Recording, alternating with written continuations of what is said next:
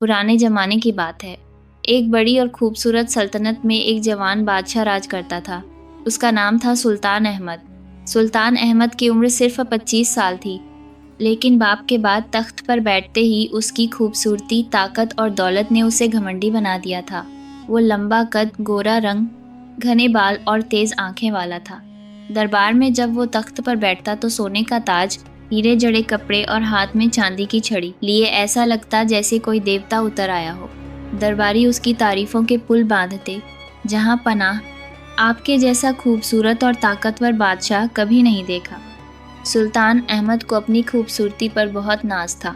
वो रोज़ आईने के सामने खड़ा होकर खुद को निहारता। दुनिया में मुझसे खूबसूरत कोई नहीं। दौलत पर भी घमंड करता, क्योंकि उसका खजाना सोना, चांदी, हीरे, मोती से भरा था। ताकत पर फख्र करता, क्योंकि उसकी फौज लाखों की थी और कोई सल्तनत उसके सामने टिक नहीं सकती थी। वो दरबार में बैठकर हुक्म देता, जो मेरी बात न माने उसे सजा दो। दरबारी डरते, गरीब प्रजा सहती, लेकिन कोई कुछ न बोलता। एक दिन दरबार में खूब रौनक थी।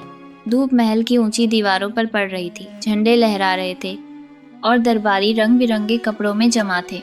सुल्तान अहमद तख्त पर बैठा एक शायर की गज़ल सुन रहा था, जो उसकी तारीफ कर रहा था। अचानक दरबार के दरवाजे पर एक बूढ़ा दरवेश दाखिल हुआ। दरवेश की दाढ़ी सफ़ेद, कपड़े फटे पुराने, हाथ में लकड़ी की लाठी और कंधे पर छोटा सा झोला। वो लाठी टेकता हुआ धीरे धीरे तख्त के पास आया। दरबारियों ने हैरानी से देखा। एक दरबारी बोला, ये कौन है? दरबार में कैसे घुस आया? लेकिन दरवेश न रुका। वो सुल्तान अहमद के सामने खड़ा हुआ और नरम आवाज़ में बोला, ऐ जवान बादशाह, अल्लाह ने तुझे खूबसूरती, दौलत और ताकत दी है, लेकिन याद रख ये सब फानी है। घमंड मत कर, नम्रता अपन में था। आओ, अल्लाह के सामने सब बराबर हैं। बूढ़े, गरीब, फ़कीर, सबकी इज्जत करो। घमंड इंसान को बर्बाद कर देता है। दरबार में सन्नाटा छा गया। सुल्तान अहमद ने दरवेश को ऊपर से नीचे तक देखा। फटे कपड़े, झुकी कमर, सफ़ेद दाढ़ी। उसके चेहरे पर तंज भरी मुस्कान आई। वो हंसकर बोला, ऐ बूढ़े फ़कीर, तुम जैसे लोग दरबार में क्यों आते हो? मेरी खूबसूरती, दौलत और ताकत देखकर जलन होती है ना? जाओ, यहाँ नसीहतें सुनने का वक्त नहीं। मेरे जैसा बादशाह कभी घमंड की वजह से बर्बाद नहीं होगा। दरबारी हंस पड़े। एक वजीर बोला, जहाँ पनाह ये फ़कीर पागल लगता है, निकाल दो। सुल्तान अहमद ने इशारा किया और पहरेदारों ने दरवेश को बाजू पकड़कर बाहर फेंक दिया। दरवेश गिरा, लेकिन उठा और चुपचाप चला गया। जाते जाते उसने मुड़कर देखा और दिल में दुआ मांगी, ए अल्लाह, इस जवान को सबका दे, घमंड तोड़कर नम्रता सिखा। दरबार में फिर रौनक लौट आई। सुल्तान अहमद खुश था। शाम को वो अपने बाग में घूम रहा था। फूलों की महक, परिंदों की चहचहाहट और नौकरों की सेवा। वो सोच रहा था, वो बूढ़ा पागल था, मुझे कौन बर्बाद कर सकता है। रात को महल में दावत हुई। नाचने वाली नाच रही थीं, संगीत गूंज रहा था, खाने के दस्तरखान सजे थे।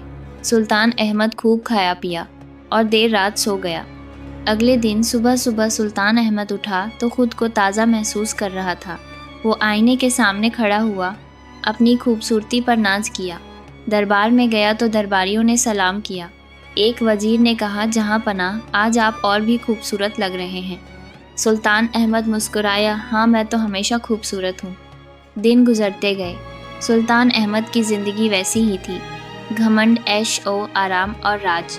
वो गरीबों की फरियाद न सुनता, फ़कीरों को हकीर समझता। एक दिन दरबार में एक गरीब किसान आया जो टैक्स न दे सकता था। सुल्तान अहमद ने कहा, गरीब हो तो क्या हुआ, टैक्स दो वरना कैद। किसान रोता हुआ चला गया, लेकिन सुल्तान अहमद को इन बातों की परवाह न थी। वो सोचता, मैं बादशाह हूँ, सब कुछ मेरे लिए है। वो अपनी फ़ौज देखकर फ़ख्र करता, अपने खजाने देखकर खुश होता और अपनी खूबसूरती देखकर घमंडी। दरबार में रोज़ नई तारीफ़ें सुनता। एक शाम सुल्तान अहमद बाग में अकेला घूम रहा था। सूरज डूब रहा था, आसमान लाल हो रहा था। अचानक उसे दूर से कोई बूढ़ा नजर आया जो लाठी टेकता आ रहा था। सुल्तान अहमद ने ध्यान से देखा तो दिल धड़का। वही बूढ़ा दरवेश। दरवेश पास आया और बोला, ए बादशाह, मेरी बात याद है, घमंड छोड़ दो वरना अल्लाह सबका देगा। सुल्तान अहमद गुस्से में बोला, तुम फिर आ गए, पहरेदारों, इसे पकड़ो। लेकिन जब पहरेदार आए तो दरवेश गायब था। सुल्तान अहमद हंसा, शायद वहम था। वो महल वापस आया और सो गया। लेकिन उस रात सुल्तान अहमद के दिल में अजीब सी बेचैनी थी। वो सोच रहा था कि दरवेश की बातों में कुछ तो दम है। नहीं, वो बेवकूफ़ था। सुल्तान अहमद ने सिर हिलाया और सो गया। अगले दिन दरबार में आम रौनक थी। सुल्तान अहमद तख्त पर बैठा हुक्म दे रहा था। अचानक उसे बदन में हल्की सी तकलीफ़ हुई। वो सोचा शायद थकान है, लेकिन शाम तक तकलीफ़ बढ़ गई। रात को बुखार चढ़ आया। सुल्तान अहमद बिस्तर पर पड़ा करा रहा था। सुल्तान अहमद की ज़िंदगी खूबसूरत सपने की तरह गुजर रही थी। सुबह दरबार में बैठता, हुक्म देता, तारीफ़ा सुनता और शाम को ऐश करता। लेकिन एक सुबह जब वो बिस्तर से उठा तो बदन में अजीब सी कमज़ोरी महसूस हुई। उसने सोचा शायद रात देर से सोया हूँ। नाश्ता किया, दरबार गया, लेकिन बैठते ही सिर चकराया। उसने हाथ से इशारा किया और दरबार ख़त्म कर दिया। नौकरों ने पूछा, जहाँ पनाह खैरियत है? सुल्तान अहमद ने हंसकर टाल दिया, कुछ नहीं, थोड़ी सी थकान है। शाम तक तकलीफ़ बढ़ गई। बदन में दर्द शुरू हुआ, जैसे हड्डियाँ टूट रही हों। बुखार चढ़ आया, माथा जलने लगा। सुल्तान अहमद बिस्तर पर लेट गया। हकीमों को बुलाया गया। सल्तनत का सबसे बड़ा हकीम, जो बूढ़ा और तजुर्बेकार था, आया, नब्ज़ देखी, ज़बान चेक की और सिर हिलाया। जहाँ पनाह, ये आम बुखार नहीं, बदन में कोई जहर सा फैल रहा है। दवाएं देता हूँ, आराम करे। दवाएं खाईं, लेकिन रात भर सुल्तान अहमद कराहता रहा। दर्द इतना तेज़ था कि वो चीख उठता। महल में हड़कंप मच गया। नौकर दौड़ धूप कर रहे थे। दरबारी जमा हो गए। वजीर आजम ने कहा, सभी हकीमों को बुला लो। रात भर हकीम आते रहे, दवाएं बदलते रहे, लेकिन कोई फ़ायदा न हुआ। सुल्तान अहमद की हालत बद से बदतर होती गई। चेहरा पीला पड़ गया, आंखें धंस गईं, बदन पसीने से तर। अगली सुबह सल्तनत भर में खबर फैल गई कि बादशाह बीमार हैं। प्रजा परेशान, दरबार में मातम। मस्जिदें भर गईं, दुआएं मांगने लगे। महल के बाहर भीड़ जमा हो गई। सुल्तान अहमद बिस्तर पर पड़ा मौत और ज़िंदगी की जंग लड़ रहा था। दर्द से चीखता, पानी, पानी। नौकर पानी पिलाते, लेकिन बुखार न उतरता। तीसरे दिन हालत और ख़राब हो गई। सुल्तान अहमद की आवाज़ बैठ गई। वो बोल न सका। हकीमों ने हाथ खड़े कर दिए। एक हकीम बोला, जहाँ पनाह, ये बीमारी आम नहीं, शायद कोई जादू या नज़र बद है, इलाज से बाहर है। दरबारियों ने मशवरा किया, कोई दुआ गो, दरवेश या पीर बुला लो, शायद अल्लाह की तरफ से इम्तिहान है। वज़ीर आज़म ने कहा, जहाँ पनाह को फ़कीरों से चिढ़ थी, लेकिन अब मजबूरी है।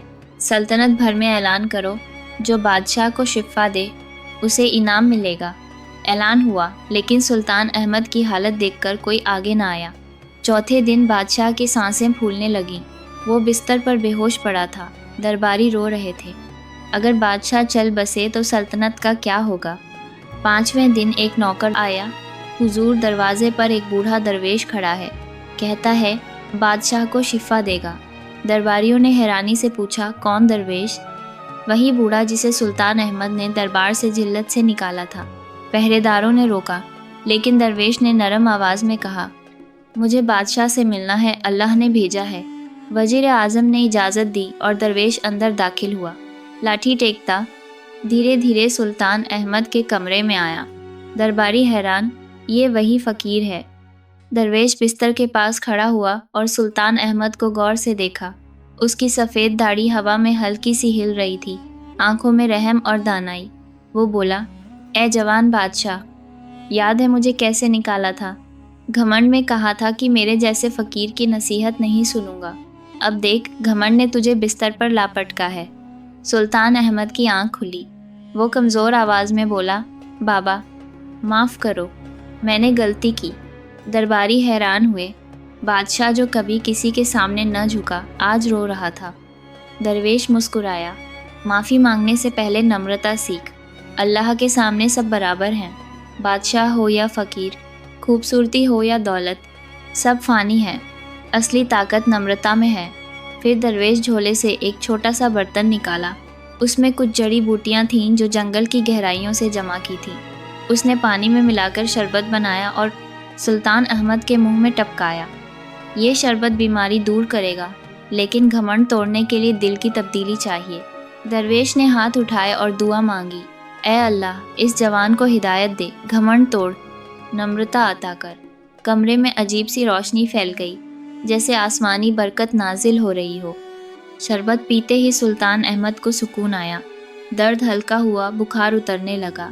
وہ اٹھ بیٹھا، درباری خوشی سے چیخ اٹھے، معززہ ہو گیا۔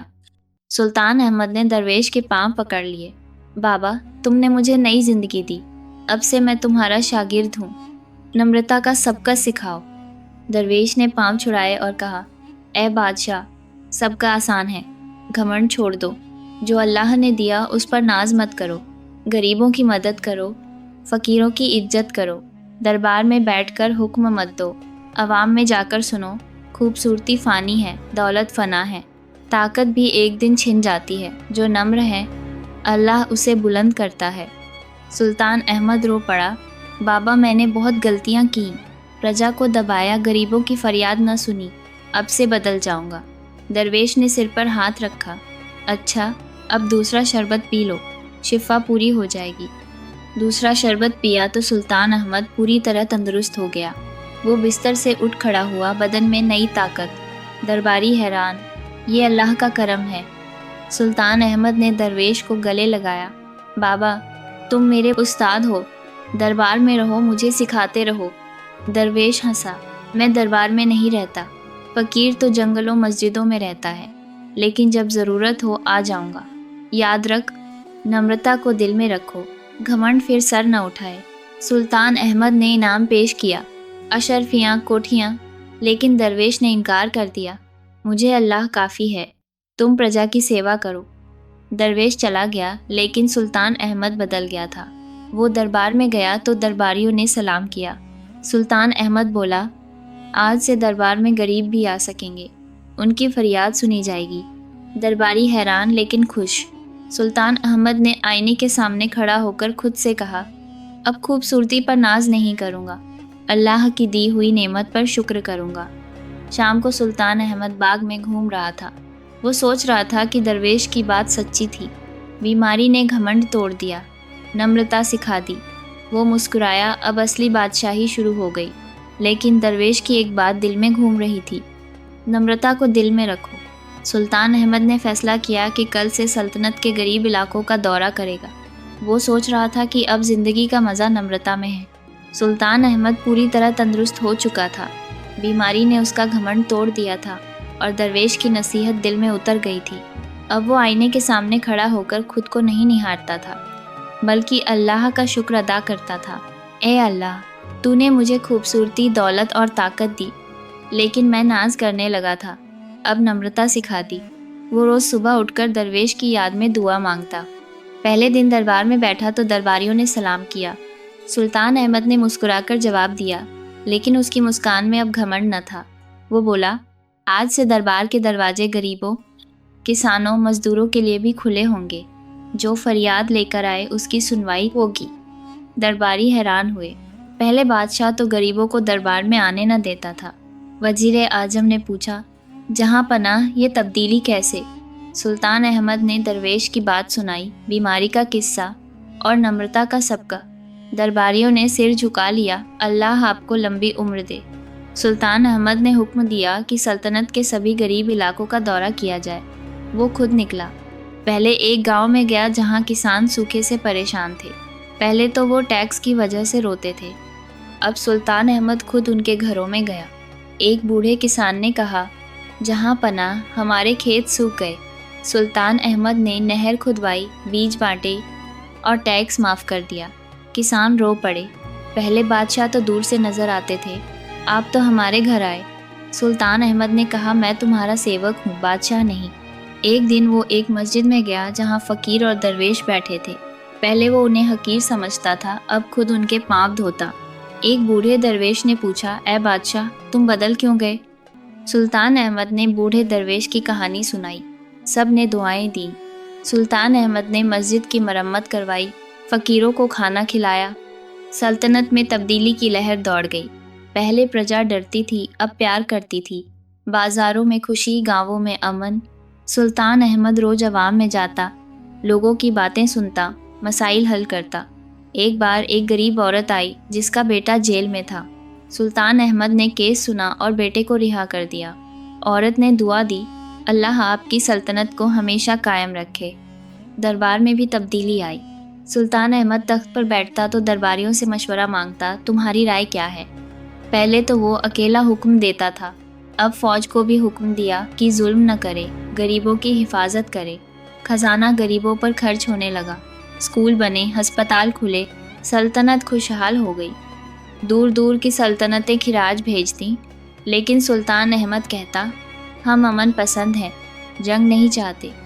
ایک دن سلطان احمد نے درویش کو تلاش کروایا۔ وہ جنگل میں ایک جھونپڑی میں ملا۔ آپ کی وجہ سے میں بدلا، اب مجھے اور سکھائیں۔ درویش مسکرایا، اے بادشاہ، تم نے سب کا سیکھ لیا، اب عوام کی سیوا کرو، اللہ کی عبادت کرو، گھمنڈ پھر نہ آنے پائے۔ سلطان احمد نے درویش کو محل میں رہنے کی دعوت دی، لیکن درویش نے انکار کر دیا۔ فقیر تو آزاد ہوتا ہے، لیکن جب ضرورت ہو آؤں گا۔ سلطان احمد واپس آیا تو اس کی شادی ہوئی۔ اس کی بیوی ایک نیک دل لڑکی تھی جو نمرتا سکھاتی، ان کے بچے ہوئے بیٹے اور بیٹیاں۔ سلطان احمد انہیں درویش کی باتیں سناتا، بیٹوں گھمنڈ مت کرو، اللہ کے سامنے نمر بنو، بچے بڑے ہو کر بھی نمر رہے۔ سال گزر گئے، سلطان احمد کی سلطنت مشہور ہو گئی۔ لوگ کہتے، سلطان احمد کا دور نمرتا کا دور تھا، پرجا خوش، فوج وفادار، خزانہ بھرا۔ سلطان احمد بوڑھا ہوا، لیکن اس کی آنکھوں میں وہی چمک تھی جو درویش کی تھی۔ مرتے وقت اس نے بچوں کو بلایا، گھمنڈ چھوڑ کر نمرتا اپناؤ، یہی اصلی بادشاہی ہے۔ سلطان احمد چلا گیا، لیکن اس کی کہانی زندہ رہی۔ لوگ آج بھی سناتے ہیں کہ ایک گھمنڈی جوان بادشاہ کو ایک بوڑھے درویش نے نمرتا سکھائی اور سلطنت جنت بن گئی۔ اس کہانی سے سب کا ملتا ہے کہ گھمنڈ چھوڑ کر نمرتا اپناؤ۔ گھمنڈ تباہی لاتا ہے، نمرتا عزت اور برکت۔ اللہ نمروں کو بلند کرتا ہے، گھمنڈیوں کو گراتا ہے۔